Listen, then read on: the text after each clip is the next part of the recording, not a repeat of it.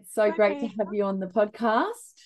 Do you want to thank do a you little very much for introduction having and me. introduce yourself? I'm Carla from Carla Middleton Architecture and CMA. We're an architectural practice of five in Sydney's beachside suburb of Clovelly. We practice architecture ranging from, really boutique, beautiful apartments to really high-end residential homes for our clients. Um, and yeah, that's us. And you're in a very beautiful location right now. I'm assuming this is your work. Unfortunately, on the podcast, who people are listening on audio, I'm not going to see it, but you can jump on YouTube and have a look at the actual full-length video. But you've got a magical setting. Tell us about that. So this is the Tama House, and this is the main living area, which features a central void with a skylight above, flooded with northern light. And here in Sydney, we're having a rainy day, so you can even see the beauty that is a nice northern light skylight and what it does for natural light. Doesn't feel like we're in a rainy day here in this space, which is lovely. And what we always love to do with a lot of our spaces is wrap it with greenery. And sometimes people don't always have the luxury of space to be able to, or, beautiful ocean views. But even if you just get like a glimmer of an area off to the side with a planter box and some greenery, it just adds so much to a space. So it's a big part of what we do in our work. Yeah, there's trees and greenery all behind you, and then those beautiful full-length curtains. I absolutely adore that look. So let's start by you telling us a little bit about who you are and where you came from and what kind of got you to where you are now, running your own architectural practice in Clovelly, and a little bit about Carla, who she is. Mm. Well, I grew up in Sydney. I have an older sister, Rebecca, and two beautiful parents. And I think I'm very, very lucky to have been raised with such beautiful parents and family life. Has led to the person that I am today. And that is someone with a good moral compass, I hope, strong values. And I was raised in such a stable family life, which it's such a privilege. But I think that has, in the end, um, allowed me to really push myself in all areas of my life. So, not to say that I was, a you know fantastic student and I got straight A's all my life. I worked really, really hard. And I think my parents, my mum is a school teacher, and obviously education comes first and always has been. But they've always both had their own businesses. So my mum is an art teacher, had her own business. My dad's in transport, had his own business. So growing up, in our family life, I watched my parents have their own businesses and companies and just work really hard. Whilst family always came first, they always showed up to everything. We had a really great family life. So I never ever felt like work was always at the forefront. They juggled it so well. And lots of nights I could see them working till all hours of the night. And I think just being around that, um, said to my sister and I that they wanted us to do our own business. But I just think through osmosis and absorbing not only the male role model in your life, but also the female role model in your life, start a business and have the tenacity and the excitement. Like I watched my mum just love her business and she loved having growth and she loved being involved in it. And I think that has led um, to me having the confidence. Like there's a lot of other areas that led me to have the confidence to start my own practice, and I'm happy to touch into that. But I think that was the kind of baseline childhood scenario that I was always surrounded by. Entrepreneurialism. Yeah, And so yeah, did you say your mum was a school teacher and then she started her own yeah, business? yeah. So she started. She's also specializes in art, so she started her own art business, teaching kids. And I think as well, being raised surrounded by art and a creative teacher meant that, I always heard her say to all her students, no mistake is a bad mistake. It always leads to something fabulous. And in creativity, you have to have a safe environment. So she taught art and always encouraged her children, Mm. who were always amazing, award-winning. Like she just would wipe out Kids Art Express every year because all of her kids just would win awards. And it came from her nurturing state as an art teacher to make sure everyone felt safe when you're being creative. So that's definitely had an imprint on me and my creative career. Um, and yeah, definitely towards the end, like I can delve into the School of Architecture and how I think that damaged my confidence. So that's a quite a toxic, um, highly critical. We'd have design studios, and you'd have to design a building and pin it up, and you'd have a row of very elite architects from your industry just critique you and tell you everything that was wrong with it.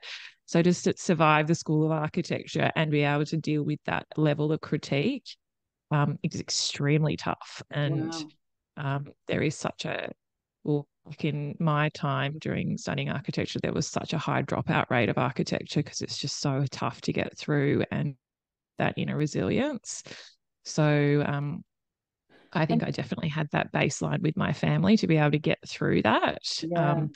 And it definitely, that's very easy for me to critique the School of Architecture, but it has put me in good stead to be able to sit in front of a client and present ideas and had that experience to know that every idea and every decision that you make in architecture has to have a very good reasoning behind it. You have to have a good explanation about certain decisions that you make for the design, because it's somebody's home and it's somebody's space that they're paying a lot of money to craft. And you better have a good reasoning behind your decision making And around that. was that the kind of mentality of the architectural school, that was why they were being so hard on you, that they acknowledged that that was a school of hard knocks?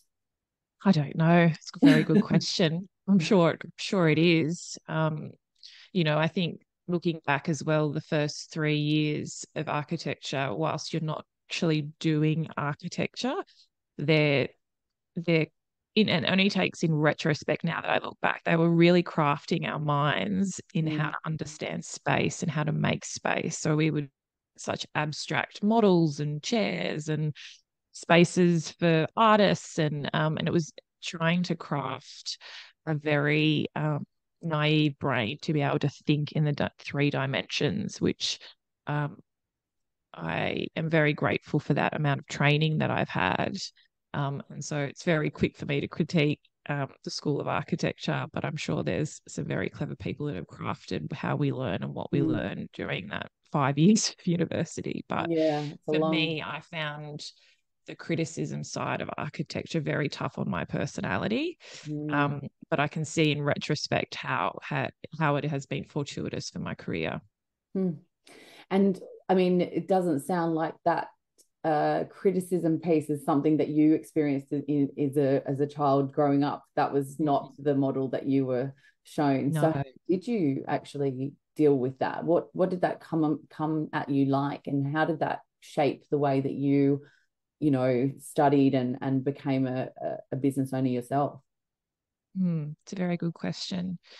I think it's slowly meant that every decision that I make in architecture is very well thought through.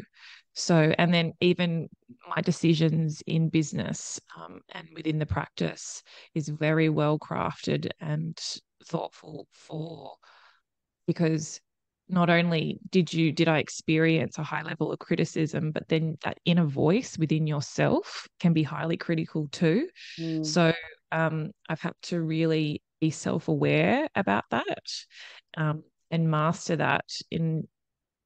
But it also comes with confidence, right? The more you have confidence in a skill, the more that inner voice of critic um, gets less.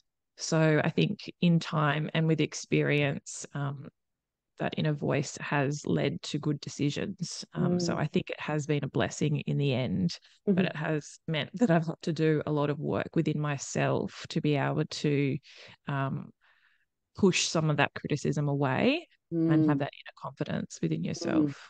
Yeah. And I imagine in a field like architecture, which interestingly, you're saying there was a lot of drop off, but it's still very competitive in a lot of ways, right? And I suppose Mm. even though you can define yourself with your brand and what your style is, do you feel that it's important to constantly be validating your skill set and your value system as an architect? Is that how you differentiate yourself in this kind of market? And how do you do that? Uh, how we differentiate ourselves in this market is a really good question. And I think the more that I have learnt in practice now is coming back to my core values and believing in myself. And I think that comes down through my childhood and my upbringing. Um, and I have done a lot of work um, with I've engaged Dr. Jodie Lowinger from Mind Strength, the Anxiety Clinic, and she mentors CEOs, and so we've done a lot of work together in crafting how I lead and how I work and how my mindset is in place, and so that always comes down to core values. So I think I'm always working and leading with values of, well, my personal values is always kindness. And how that manifests then into business in practice is, you can't always be kind in business, still can come through. I think I transfer the value of kindness when it comes to business to being fair and reasonable. And so then being fair and reasonable comes through in so many aspects of the practice. So when I sit down and have to design a space and I'm getting a brief from two partners in a relationship, and let's just say they're male and female, they have two very separate ideas about how they want a space. I have to be able to listen to both, think of a fair and reasonable response about how to design that so I can meet both of the needs. And then that comes through with council, it comes through with dealing with builders on site, making sure that, builders are being paid a fair and reasonable amount and they have enough time to build. It's just, all of those values come through in every single decision and how we work. Absolutely. And um, become part of your brand, I imagine, as well. Mm, So, kind of coming back to your question about how we differentiate ourselves, Mm, and I think that kind of does tie in with our brand. And when I did start, you can see a lot of our branding has lots of soft neutrals and a softness to it. So, I wanted the kindness and the empathy and my personality to be very much intertwined with the brand and the way that we work. mm. And that is to be um, extremely empathetic, but also very critical thinkers at the same time. Which is quite a combination, right? Mm. Because in Mm. a way, you've got to be empathetic and listening to your clients and what their ideas are, and then you've got to give them back what they want, but potentially deliver them with something completely different. Talk us how Yeah. the process works. I mean, it must be incredibly complicated. Yeah, I think a large part of it is and this is what I've learnt over time, and I've received beautiful feedback from our clients, is so much of what we do and how I lead and how I converse with not only my team, but all of our clients and consultants and builders is listen. You have to listen and you have to be a very, very good listener.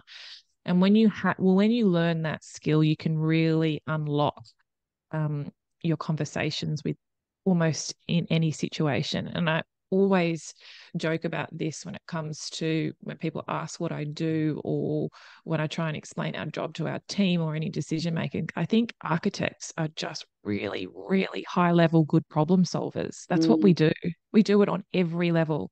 So when you're sitting down and you're trying to achieve a brief and you're trying to design something with two separate ideas from clients, um, you're essentially just problem solving. Then it also goes back to that experience that I've had about criticism, and that every decision has a really good rationale behind it. And mm, if you have a strong rationale and you can explain that rationale, um, the the solutions to the problems are very clear. So, mm, for example, we had a house where the clients had three children, They wanted to maximize as much space as they could. They gave us a brief, but they also wanted to have lots of natural light. And they didn't like how dark the existing house was. And so as I'm planning and as you like sketching out different, bedroom here, bedroom there. I know the bathroom won't work there. I want the natural light to go into that space. So I'll move. It's a bit like playing with Tetris and you're moving spaces around and you're micro problem solving as you go. And so I know that space won't work there. So I'll move it there. But then I need to put this space there because the northern light's coming from this. And then they want the indoor outdoor connection. And then I need to get the stair in somewhere. So it's all these like little micro problems that you are making, but you have really good rationale about why they're moving or changing. And so I designed this space with a courtyard in the middle. And I presentation when I was presenting to the clients who were just maximizing. So they get kind of clients come to you with like a real estate mindset after they've bought a property, like let's maximize bedrooms and let's jam in as much space. The site was south facing, so I knew in the middle of the house it was very, very dark. So I had to put a courtyard in the center. And so I could sit there and I could see one side of the couple being like, that space is a perfect bedroom size. Like, we can't just put a courtyard in there.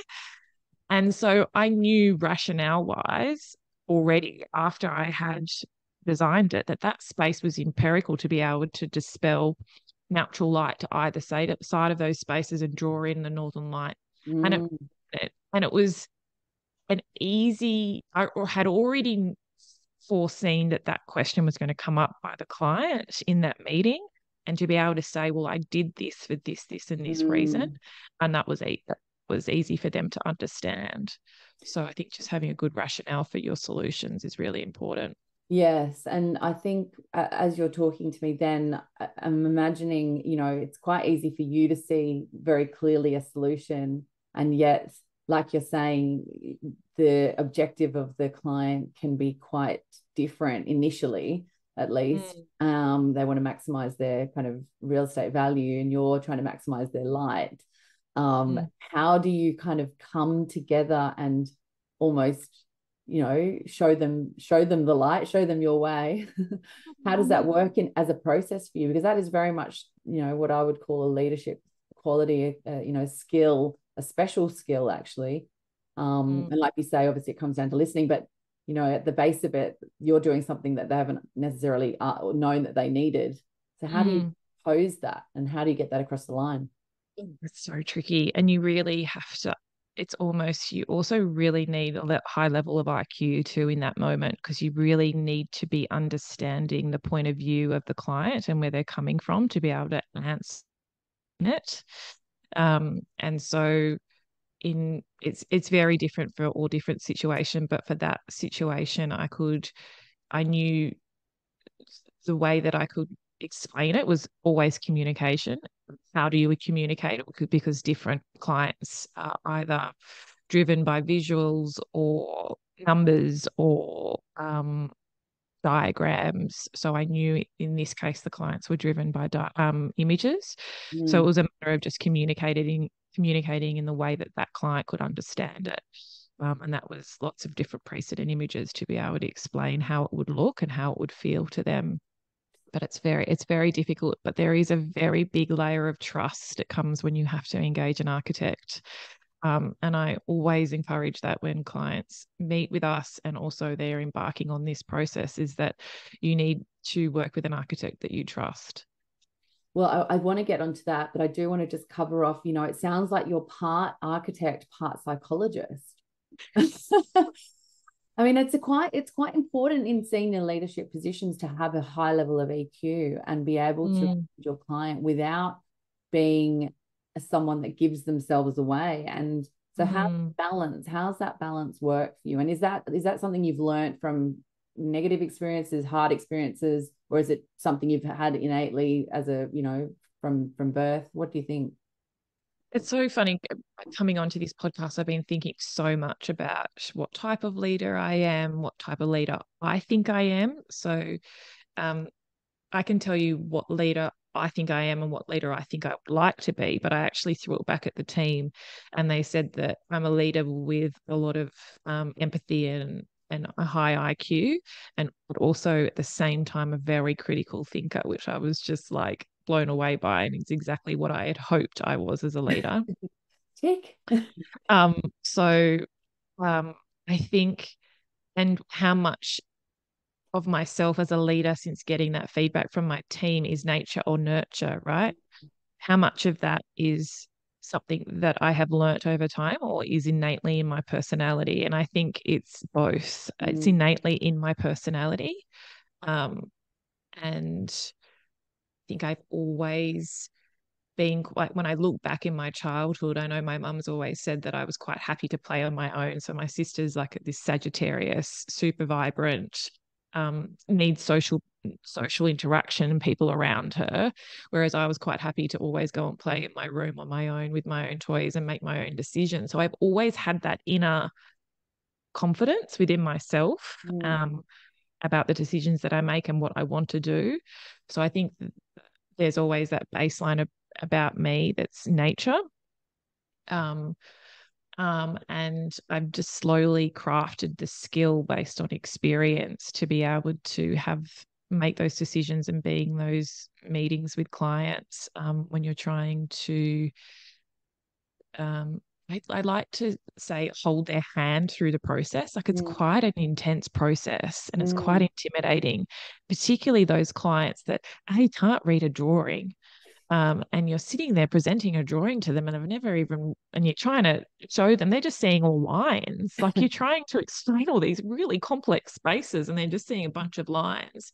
So, yeah, I don't know if I've answered your question. I kind of waffled a Well, little I bit. think I think it's really interesting. Yeah, you have answered it, and I think it's really interesting how again, you're kind of talking on the really having to read the room, and especially if you've got a couple or someone who's in a relationship, the intensity around decision making and compromise is probably much higher than it would be in a Mm, a business environment where the stakes are lower, let's say.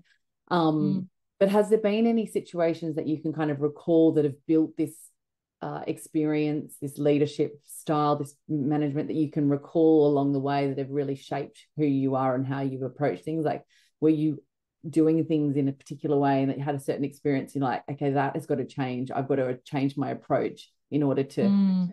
to make things work better in the future? No, I can't recall any situations. I just think they're small, uh, experiences throughout Mm, the period of running your own practice. And I spent, if you spend 5 years studying architecture, and then I spent another 5 to 6 years learning from within the industry, probably learning and watching how other practices, or I place mm, myself within small practices because I always had a passion for residential architecture. I didn't really like the larger practice. So I worked for some amazing architects and watched how they led, how they ran a business, and how they designed and worked with clients. So I took little bits from the three practices that I did work for, and I think that's definitely shaped the way that I practice today. Um, I also had like a very traumatic life experience when so 3 years ago my husband had a cardiac arrest. And I found him, it was during COVID. He was doing a workout in the backyard and I found him, and he was, yeah, very, very unwell. And I performed CPR on him for 10 minutes and I saved his life. So whilst there was a lot of magic on that day, so I'm very conscious of, a sudden cardiac arrest not going to in the direction that we luckily had, and which Chris is very well, and alive today. So within that moment, and since that day, um, I've obviously had a lot of therapy and to overcome such a traumatic event. But what I've learnt and how that has manifested in my practice and as a leader is that I was able to prove to myself that with all of that criticism and all of that hardship that I went through as a young architect, being able to witness myself do and perform such an incredible thing is just so empowering, and it was so confidence boosting. And I know it has had such a great effect on me as a person and my confidence and the way that I practice architecture and the way that I lead. And that you can, whilst I like to say you can do anything that you put your mind to. And in that day, I was lucky to have the outcome that we had because of lots of other magical factors. Um, but I still truly believe whatever you put your mind to, you can make magic happen, is that you just have to have that tenacity. Yeah, it's Mm. interesting you use that word tenacity, because I um just hearing you speak about that situation, I have heard you speak about that before, and it makes the emotion. I can see you getting emotional. I'm like holding back the tears as you're talking about it, but it's really the breadth of it, not just in your personal situation, but in the moment of life being so fragile in a way that it could go two different ways. And obviously that's a Absolutely. very extreme situation, but I guess in terms of shaping your decision making around things, it makes things quite black and white, I imagine, where you Mm, kind of go, look, there's an option, I can choose it. Tell mm. us how that's kind of led you. And obviously it's a hard thing to relate to a working situation, but you were talking about it building and changing you. Describe what's that's done for you in a work capacity or in a personal work capacity. From a personal capacity, like I have great perspective on life. Mm, And this is standing in ICU with my husband very unwell that evening, and someone said to me, "Oh, this will be a gift in the end to you and your husband." And I wanted to throw him across the room, thinking, "This is no gift, like this is hell." But it actually has been the greatest gift for myself, my husband, and our family. We don't sweat the small stuff. We value family. Everyone says it, mm, family first, and we really had a moment in our life, or in our young life, to really that value of family and love, and how important that is. When it comes to practice and work, I think, yes, I have the ability to see very, very quickly and clearly black and white. And whilst that's quite clear in my mind, I have to be very careful about how that gets communicated with clients, because a lot of their brains aren't in black and white. And I did have a mm, client that struggled with decision making and said, they would be hard pressed to make a decision within a year, let alone a moment on site when I can quite quickly make a decision on site within, 30 seconds. mm, I have to be really respectful to those that can't do that, and might find that my skill and my ability to do that can come across as though I haven't thought about it properly, or mm. that it's rushed. So you have Interesting. to be really mindful about how other people make decisions. And sometimes, so for example, we're working on a project at the moment, we presented the concept design. There's lots of reasonings why the rationale and the shape and form of the design has come to where it is. And we have a process after presenting the design, where what we call design development, where the client can put some input in, make some changes if there's some areas they're not sure about. So we got like an email with a long list of changes, which is process. We were happy. And so many of those I would love to be able, well, I'm very happy to say this won't work for this, and this reason. But sometimes it's making those changes as part of the process and showing the Mm, client mm, what it comes to. mm. And then oftentimes I'll be like, oh, but I just think I'd like to revert back to what you did, and I want to do the concept. So it's Yeah. sometimes part of the journey of the decision making that they need to go through, rather, no one wants to be told what to do. Like, No. come on, we're mothers here. You can't tell your toddler, do this. I tell you, sometimes they have to learn for themselves and kind of walk the walk. Mm. Um, so we find that sometimes in the practice and as part of the process is to allow the decision making to take those few steps, and we never say we told you so. Yes, I can imagine the communication piece and actually being able to deliver, results, communicate those results, the designs is very tenuous. You've got to be very careful. You're probably giving away a lot of the ownership of those designs, that was your idea the whole time. What a fantastic idea you had all along. But I mean, talk us through your communication style as a leader. I mean, you lead a team of was a practice of 5, so you've got people that work for you of all different stages in their careers, and Yeah. obviously you've been mentored by people in previous practices that you've worked at. Yeah. What are some of the communication tricks that you have learned along the way that you think have been, very valuable to get you where you are now? Um, oh, look, I have to thank Dr. Jodie a lot for her work in helping me shape the way that I communicate and also how I train and guide and mentor my team.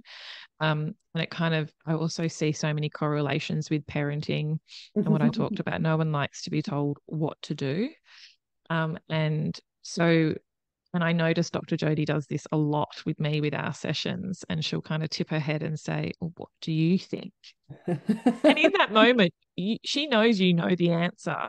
And it's part of the brilliance of her as a CEO mentor is that she's trying to build the confidence within your own what, because she knows and I know I have the answer, but it's just a matter of having the confidence to really state what the answer is. Mm. And so I've seen that skill in Jodie.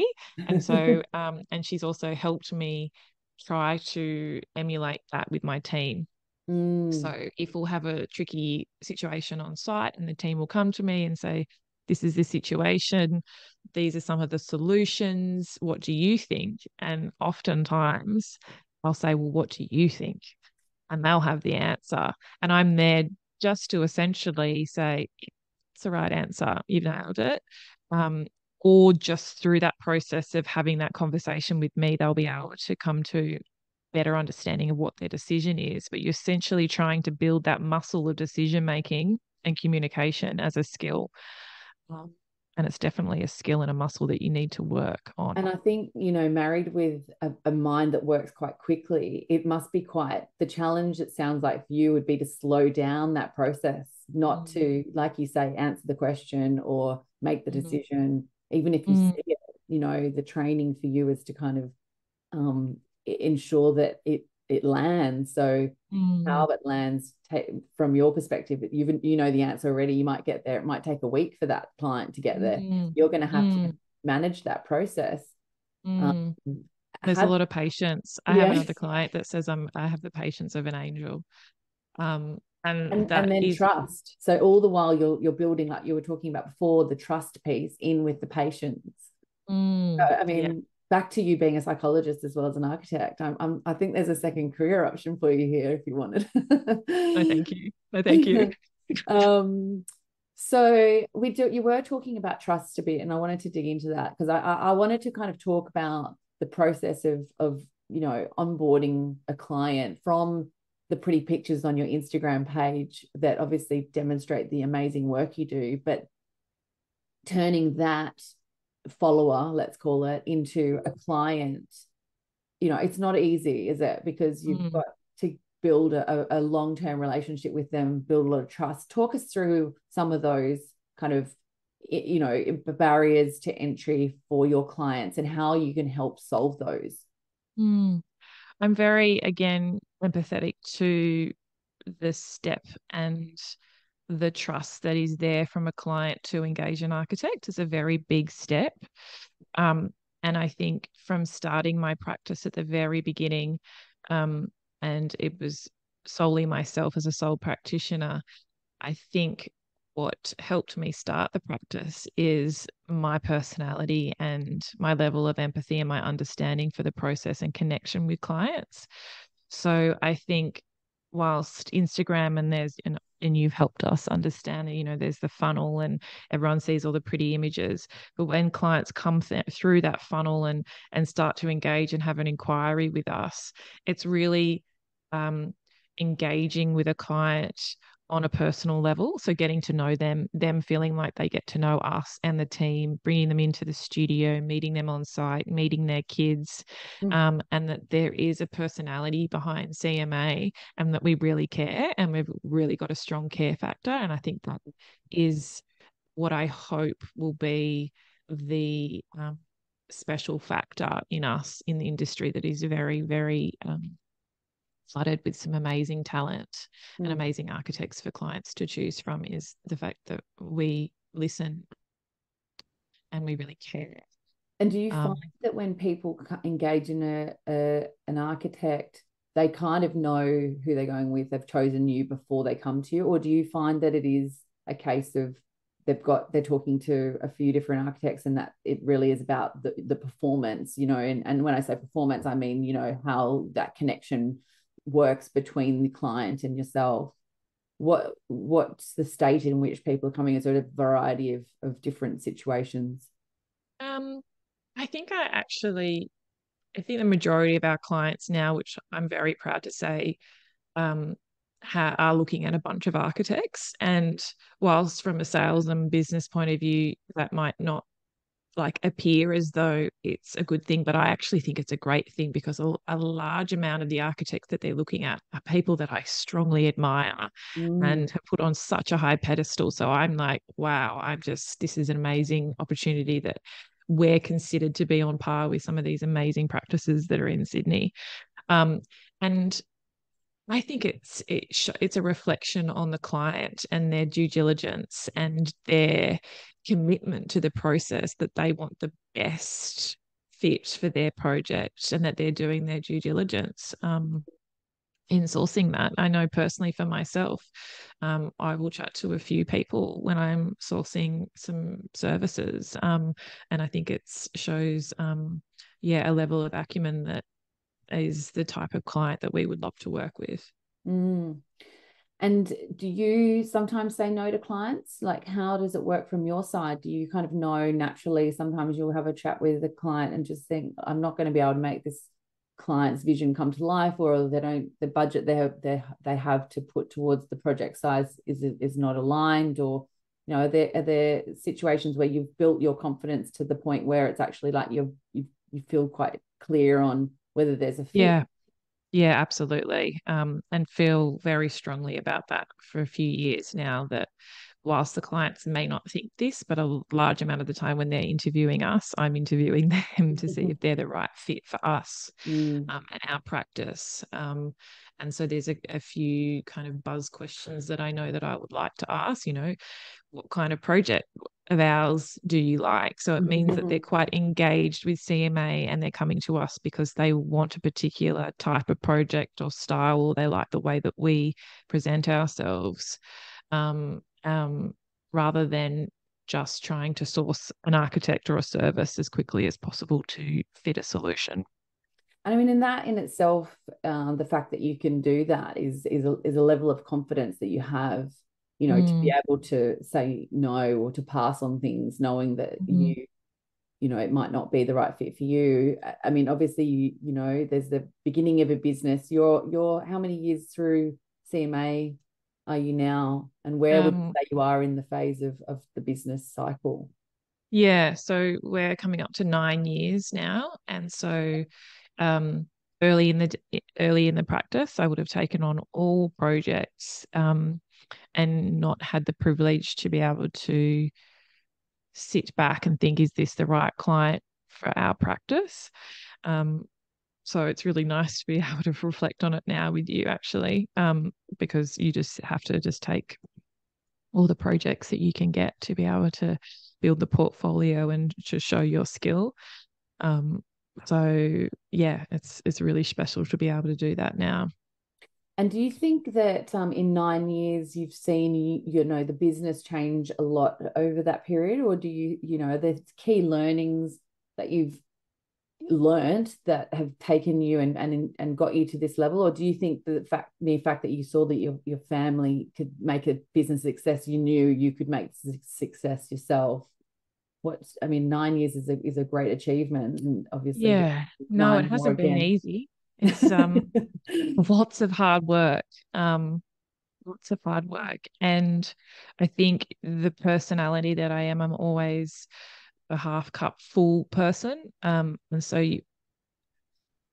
I I joke about it, and I've had lots of sessions with Dr. Jody about it. I'm an extremely aspirational person. I'm always looking for the next thing. I'm always like a sponge trying to absorb information and learn.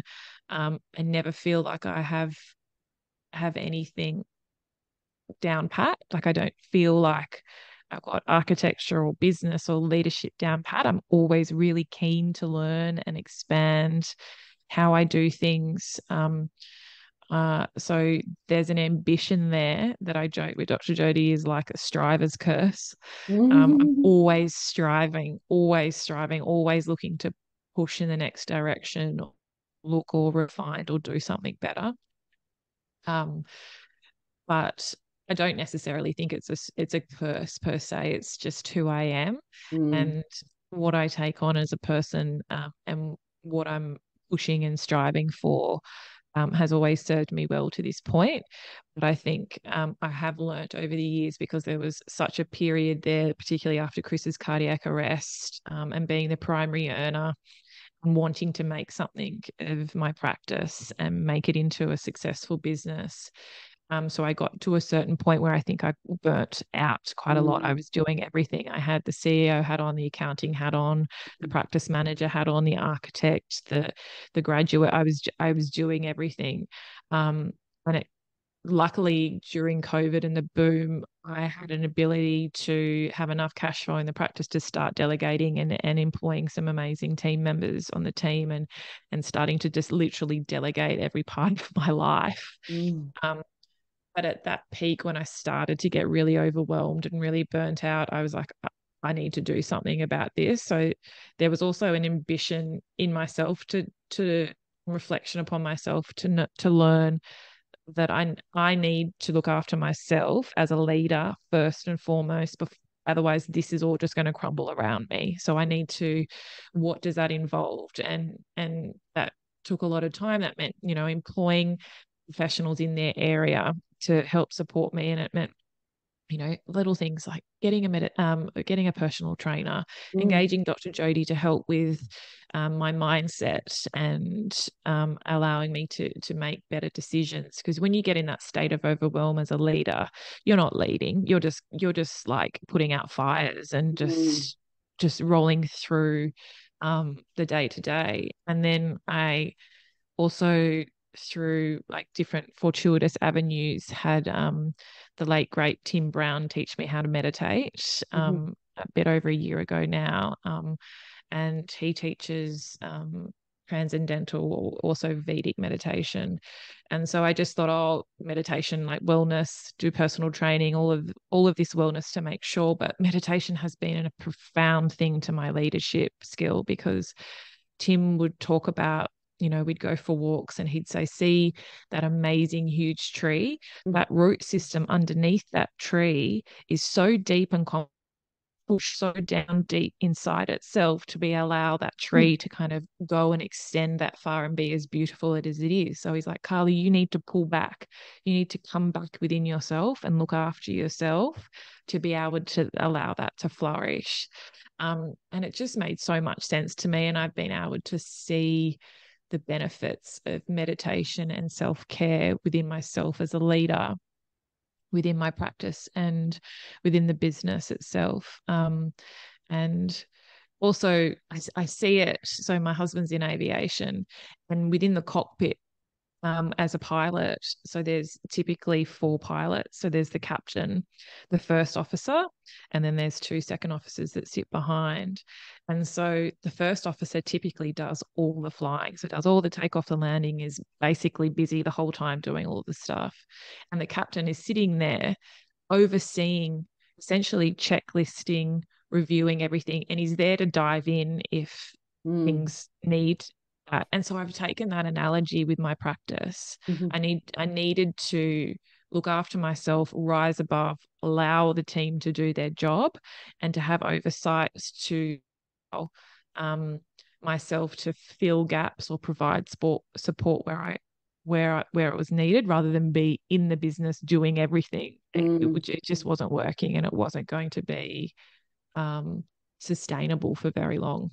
mm. That's so interesting about the self-care piece. I mean, it's a very obviously big topic where a lot of people are talking and understand that it's something they need to integrate into their life, but the regularity of it, the meditation part is actually Mm. quite interesting, isn't it? The actual keeping coming back to something and doing it as a daily practice so that your mind, like Oh, you said before, it's a muscle, retraining this new muscle in a new way to mm. change and adapt your Yeah, because performance. Tim would talk about it, everyone would go on that yearly holiday and think, oh, this will refresh me. Yeah. This will give me the energy that I need to kickstart for the rest of the year. And it's not, and people are burning out, and that's what I love about this meditation is it's a daily practice twice a day. I do it in the morning before I go to work, and then I also do it in the middle of the day at about 3 o'clock. And it launders all the processing that you're going through, and then you kind of come out of it and you feel like you haven't had a good session and you're critical of yourself. And Tim would be like, don't judge your meditation based on the meditation itself, judge it on how you behave and how you feel afterwards. Mm. And I will meditate before I'm creative or where I have to do a concept design, and I'm blown away by what is comes up out of the surface, or before I go into a big meeting and I've meditated and I have such a clarity of my thought. Um, so I think it's really helped me as a leader for sure. And how long? Just give us a little example of it. Is it like a 5 minute, 10 minutes? What do you do? Is it breathing? No, so you do 20 minutes twice a day. Wow, that's And commitment. so I'll kind of do the morning routine with the kids, and I meditate a lot in my car. Can you do it while you're Um, driving? no, no, no, no, no, no, no, no. No, that's so unsafe, Mia. So you Um, sit parked stationary somewhere and just, yeah, parked. So oh, because you go quite deep and you get quite a deep, so 20, if you're trained properly and you get given a mantra, 20 minutes of transcendental meditation is equivalent to 3 hours sleep. So you can 2 days to train over a weekend, to train me how to do it, and lots of upkeep to be able to tweak it and learn as you go. But yeah, you get into quite a deep place of rest. And I think and I've learned it now. We're in such a stimulated world. We get stimulated by the people around us, the activity, social media, news, and to be able to, we don't, and our phones, we don't sit still enough. And stillness and being sitting with our thoughts. And I think as a creative, it has taught me so much, because I have learnt as a creative, it is the periods in between my life that aren't full of meetings and that aren't busy. So it might be the walk with my daughter to school, or driving in between meetings, or going for a swim or going for a walk, that I often unlock problems or my creative thought, because it's the space in between. Whereas often we're like on our phones or doing something. I'm really in a process of enjoying that stillness and those moments in between life. Yeah, Um, that's interesting. But then I feel does life and personal and work then merge into one in a way? uh, well, that's just my brain. Um, and a lot of the time, I'm always thinking about work. Well, that I Um, can imagine you are because yeah. it's one in a way because you're creative. I know you just went on a trip overseas. Tell us a little bit of that about that. But that was a holiday, but essentially it was Mm, a creative exercise at the same time. I imagine. I mean, you're using both sides of your brain, your left and your right, for business mm, and creative. yeah. Feel that's Um, that why you burn out, or do you think that you just disconnecting from work is hard for you? yeah, I really love what I do. I really love architecture and I really love design. So I know it's Doesn't cliche feel to like say, work. it doesn't feel like work for me. It's a real enjoyment. But at the same time, yes, I'm very aware, and I have been very strict up until that point where I felt like I was getting to burnout. Don't work on weekends. I really try very hard after 6 o'clock when I walk out of the studio. And it's something that's also a big part of our culture at CMA too, where, we're working from 9 till 6 p.m. every single day. That's plenty amount of time to get our job done from Monday to Friday. I don't think you do your best work when you're overtired and you're just working all the time and thinking about it all the time.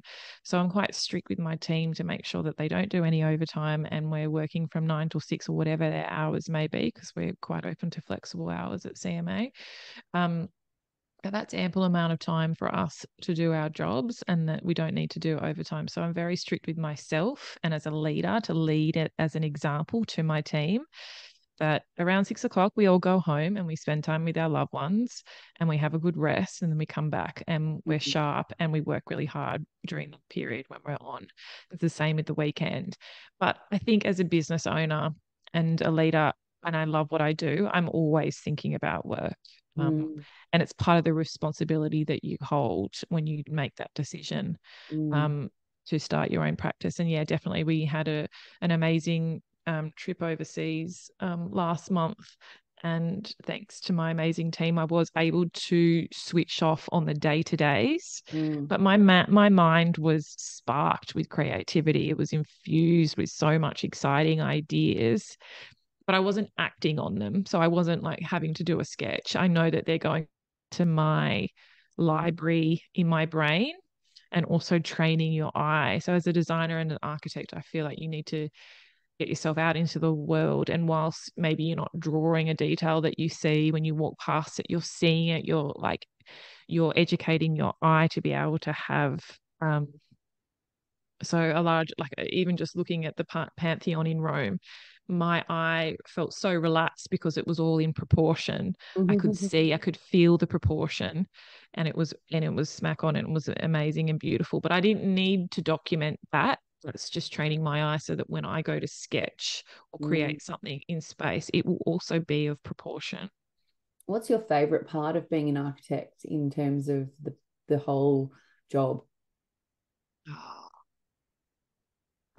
Often the look on clients' faces Mhm. when they're in the space and they're amazed and just so happy. It's so client centric for me. It's making clients happy through the craft of something that I just have such a passion for and enjoy so much. Um, so everyone says, oh, it must be so enjoyable to get on site and see your creations come to life. Yes, it is, but it's also to see the happiness in the client's eyes when that space comes to life. Mm. Probably I mean, best it's part of such my job. I mean, what's the average length of time that you're with a client? Probably at least a year, is it, from start to Oh finish? yeah, probably minimum 2 years. Minimum 2 years. So you're really developing such a long relationship with them. Yeah, Do you yeah. feel that when people come to you, and obviously engage with you, they realize the length of time? I'm assuming you take them through the process, and it's obviously known, but 2 years is a real commitment. It's a big commitment by someone that you don't really know that well. Talk us Mm. how that kind of works for people. Um, to be honest, I'm not sure that they're aware of the relationship that forms out of the process. I Yeah. think they're aware of the timeline. People are very well versed about how long it takes to design and get a project approved through council, and then all the stories that you hear about how long it takes to build something. So they're very aware of the timeline, but I think a lot of clients are quite surprised about the relationship that we form and the closeness. Like when we were away in Europe, we timed it with some past clients of a house we did, and we met up in Rome, and all of our kids met, and it was really special. And that's what I really love about the client relationship, is that it turns into a friendship in the end. Wow, that's an incredible testimony to your working practice. Do you Yeah, feel they're going to do that? it again now too, which is exciting. So it's Oh, nice. second time around, I bet that happens a lot too. Um, Yeah. so, in terms of kind of reflecting on your journey so far, do you think that there are some kind of key moments or key lessons you've learned that really have shaped, where you are and how you've stuck in and kind of seen the business through? And what are your plans? Obviously taking you forward. And Mm. where are you heading? Oh, going back to your first question, are there some key moments? I think each project, so I am quite keen within the practice that each project we do is not of a particular style. Obviously, there are some threads that you see through each project, and it looks like my hand has been placed over that project. But I like to see that each house is a reflection of the clients and a self-portrait of the clients that live in them, with our guiding hand over the top. So I think every time a project gets completed, there are key moments within the practice of just reflecting where we started, and each project just gets better and better or different, or we're exploring different ideas and we're testing new thoughts.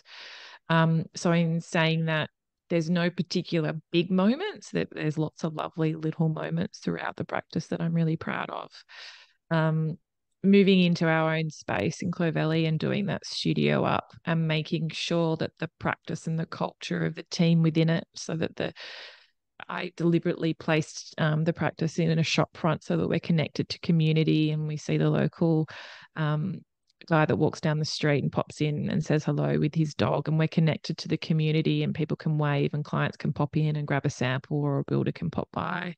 And somewhere, the ocean and the beach is a very big part of me as a person, and I love nature. And so to be able to see my team break at lunchtime and pop down with their bathers and go for a swim to have a break is just so lovely for me to see that they have Mm, that work-life balance.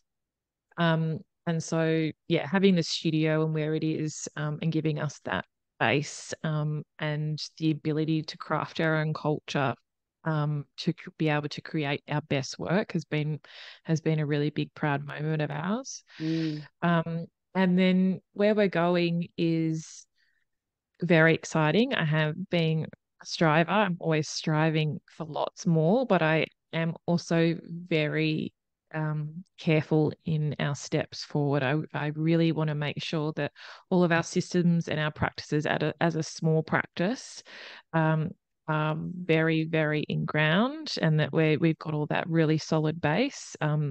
You've seen and heard of businesses growing too quickly, and I really don't want to do that. I want to make sure that we're really tight and then slowly grow. So we have lots of plans, and I've also got some other plans to try and allow and try and connect architecture to more of the middle market. I feel like it's definitely available to the aspirational and those that have worked very hard to be in a position that they are in. But how do we allow good architecture and good design available to people with all budgets, mm, and to not be that upper echelon of society? Because I've looked at, Ray and Charles Eames, who designed lots of furniture in the post-war period, and they designed a lot of their furniture to be quite affordable and available, so that good design was in everyone's home. It was available. And now, a lot of those pieces are just so expensive, and are one-off pieces that you buy in your lifetime. But I want to go to those core ideas to be able to mm. allow design and good architecture available to the mainstream. So I've got some ideas to try and achieve that.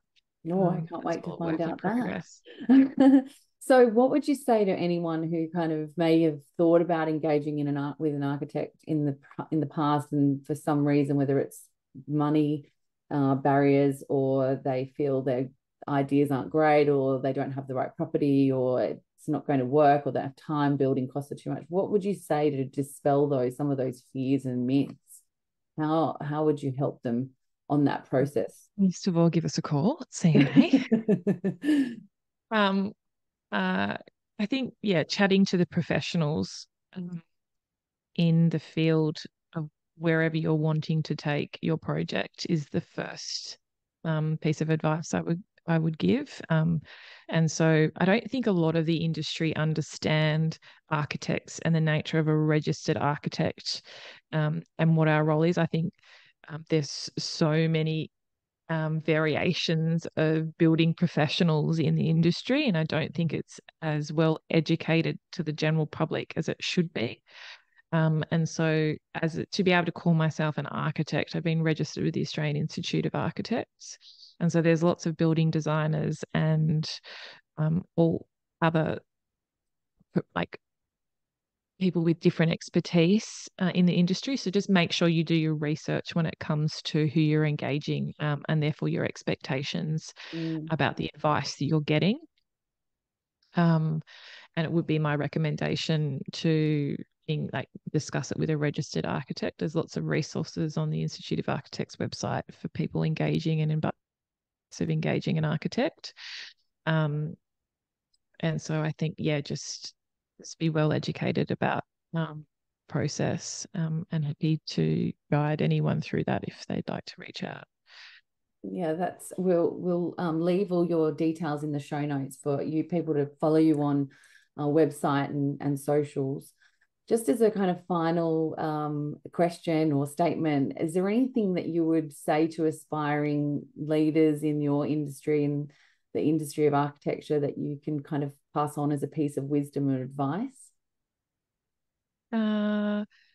I think always lead with good values. So um, have a think about what your values are as a person and as a practice, and try to always lead via that. And that's something that I practice every day, is always going back to my values and making sure that every decision I make is based on that. Carla Middleton, it's been so great to have you on A Moment with Modern Mentors. We've definitely gone behind the scenes with you, and it's been so amazing to just understand how it works in the world of architecture and what an incredible visionary entrepreneur leader that you are. And you've started your own practice 9 years ago, and have got big plans for the future. Really appreciate you taking time out to be on the podcast, and I can't wait to get this up and get it out there. Thank Right you. back at you, Mia. Thank you. I admire you equally as much. So it's lovely. It's a great pleasure to be on. Oh, that's been great to speak.